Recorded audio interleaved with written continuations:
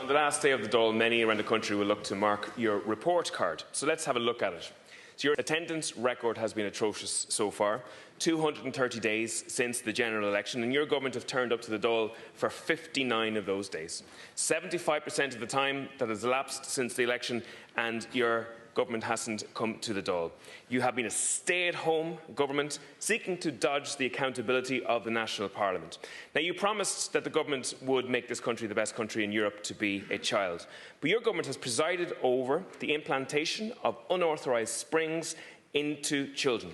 You've presided over a situation where children who did not need scoliosis and hip surgery received it, and yet 245 children today are on the waiting list for scoliosis operations. You presided over CHI that has operated under a toxic culture and has misused state funds. 37 children are now missing today from TUSLA. TUSLA have made referrals for 161 children under their care who were suspected of being victims of child sexual exploitation or child trafficking to Gardaí.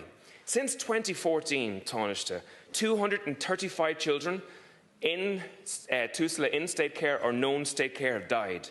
10 of those were murdered and 51 of those have died as a result of suicide or drug overdoses. And when you entered this chamber here, there were 457 children homeless in this state. Today, there are 5,000 children homeless in this state. You misled the state. Around 40,000 houses being built last year. 10,000 of those homes never materialised. You promised 41,000 homes will be built this year. It's now going to be closer to 32,000 homes, and the ESRI have stated that you're not going to make next year's targets either. Your government have made record-breaking house prices, record-breaking rents and record-breaking numbers of people who are homeless at the moment. I asked the Minister for Housing how long does it take to get a planning application through on Commissioner Planola.